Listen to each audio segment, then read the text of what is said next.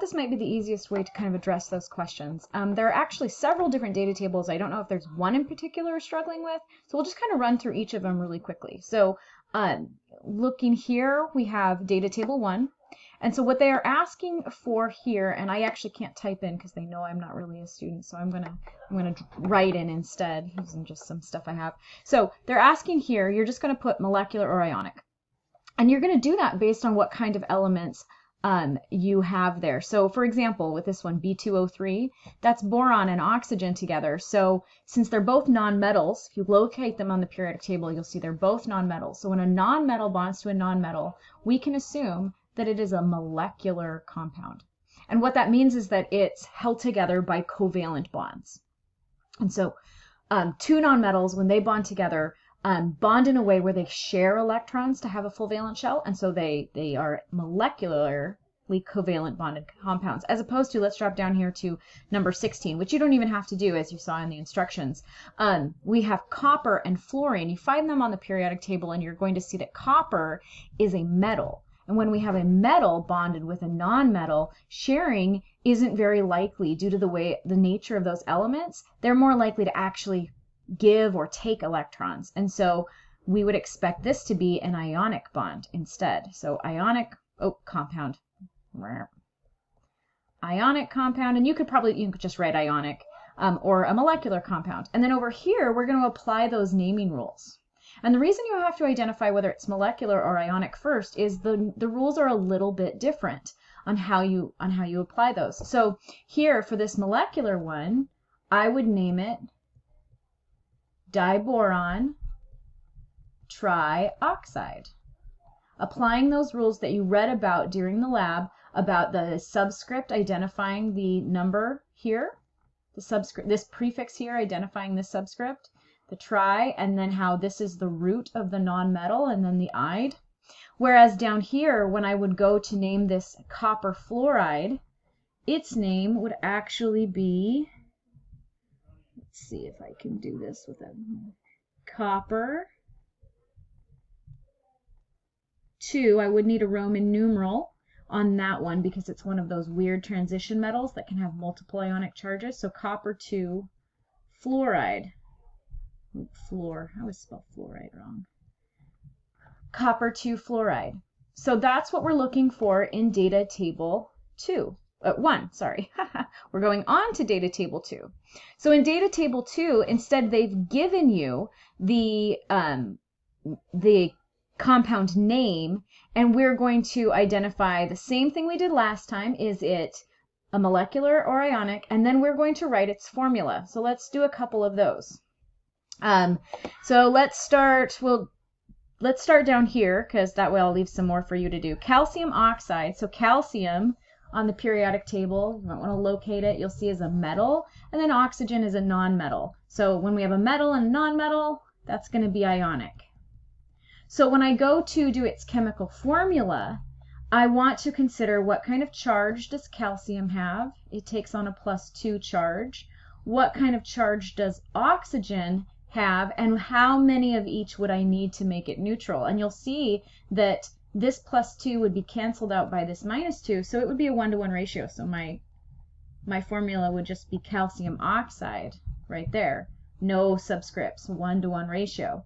Now, if calcium was bonding with, let's say instead of oxygen, chlorine takes on a -1 charge. So you could see I would actually need 2 chlorides to cancel out the +2 from the 1 calcium. So this one's chemical formula would have to be calcium chloride and then the little subscript 2. So just as an example, let's look at one that is molecular right here. So this number 11, nitrogen trihydride. How do I know it's molecular? Because nitrogen is a nonmetal, and hydrogen, that's what that hydride means, is a nonmetal. And when we have a nonmetal and a nonmetal bonded together, I don't know if I'm going to be quite in the right, we have a molecular. That means they're held together by covalent bonds. So there's a molecular compound. And the formula for molecular compounds is a lot easier, I think, because you don't have to do any of this balancing out that we had to do down here. You just have to kind of translate the formula. Nitrogen trihydride more commonly known as ammonia, is NH3. So we are going, instead of from formula to name, we're going from name to formula. Let's look at data table 3.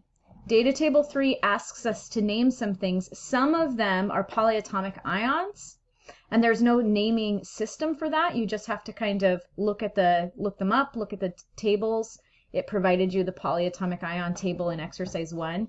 So for example, let's see right here, actually we could just start with this first one. SO4 2 negative, that's one of those polyatomic ions.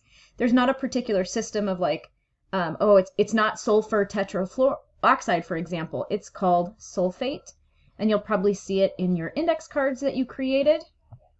But then some of them are actual compounds, but they may or may not contain. So here, right down here, we have sodium hydroxide, so I would be writing its name, and so on and so forth. So here we have an aqueous solution, so I think, naming an acid. How do we name an acid? So that's an acidic solution. So we're just naming the polyatomic ions and the acid names using the rules that we learned about during the lab itself. So we're naming a polyatomic ion or one of the acids names. Okay, so last but probably not least, we have a list of chemical names, and we are writing the formula. Now, what they've done here is they've taken out the step of identifying what kind of compound it is, but that's something we might still want to think about in terms of how would we write this. So let's look at, okay, here we have down at the bottom, hydrofluoric acid.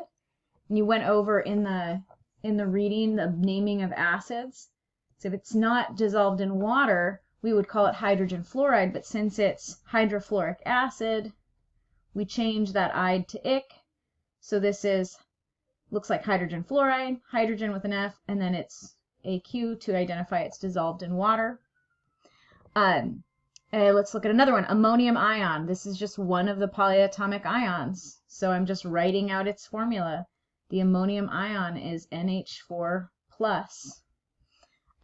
Nickel 2 phosphate. So nickel, the 2 tells us the charge of the nickel, and then phosphate is not the phosphorus element on the periodic table. That would be just phosphide. So we're not just talking about a phosphorus ion, we're talking about a polyatomic ion that is specifically PO4 3-. So you'll see that in your index card as well. So now we need to put them together in a neutral chemical formula. So you'll notice it doesn't really easily just cancel out, like this doesn't cancel out that. I need, if I add together the charges of each of them, I need it to equal 0. And so let's see, if I had 2 nickels, let's just do another nickel. Right now we'd be at +4 and -3. That doesn't equal 0. Let's do another phosphate. Each one is -3. So now I'm at 6. 6 and 4, that doesn't cancel out, -6 and +4. But if I get a third nickel, now this is +6 and this is -6. I'm just adding up their charges, and that equals 0. So therefore, the chemical formula for nickel phosphate would be nickel, but I need 3 of them, and phosphate, but I need 2 of them. So I hope that helps. Let me know what questions you still have.